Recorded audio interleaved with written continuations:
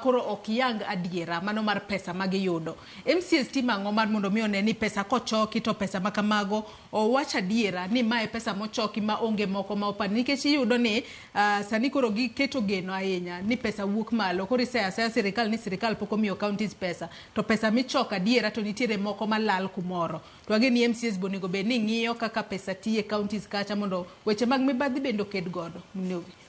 Erokamano Joyce. Joyce, adier makende ni tek. Nikech counties mang'eny kata kawuono kipenjowa jo Nairobi kata kipenjo mheshimiwa ma Migori cha, ipenje ni the last financial year ne gichoko pesa di mar adier mar Nyasaye, pesa mar adier ok nyal nyisi. Kata sometimes a counties gi systems mar collect Daphne a county. En problem. Nikech kaka gini osebedo structured, nyaka mibadhi moro otimre. Ni winjo MCS ma Kericho wacho ni pod governor ma county mar Kericho gichoka pesa manually gi receipt. Onge structure moro ma inyalo wacho ni this is a structured way mar collect pesa. And if it is that way, then nitie mibadhi moro matimre e chini ya maji. Koro onge county kata kidhi Mombasa kata kidhi Kisumu gigo nitie. To adier makende ni if you want to make counties work, nyaka wabed very transparent. Wacha ni county mar Kisumu wang'ni wa collect pesa ni. To health sector omiwa pesa ni. Parking omiwa pesa ni.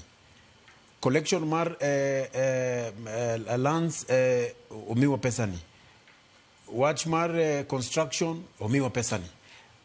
Kaka kawuono donge neno counties mang'eny collection mo wakao mang'eny kabisa en collection mar hospitals.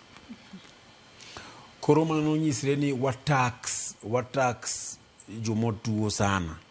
But onge revenue ma waneno mar for instance parking omiwa pesa di. Land rates omiwa pesa di. You know that transparency. To konyalo yudo transparency no, then dibedo mayot mar pango gini. And then my last point, and watch mar autonomy. I still want to emphasize on MCS mar Kenya ka.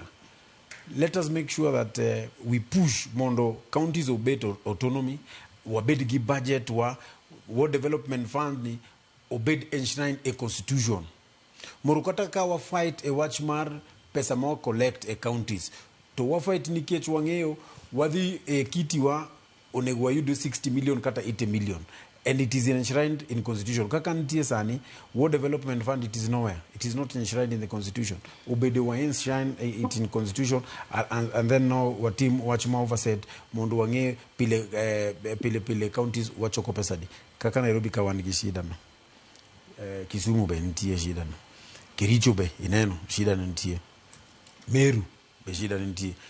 Okwanyalo wacho ni atini watimo oversight wa yudo pesa ni okwanyal. There is no that nini wanyalo timo. Nikech systems mar collecting revenue sometimes and very tricky. To mibadhi timre kanyo. Friends mar governors koro kanyo is where they make their money.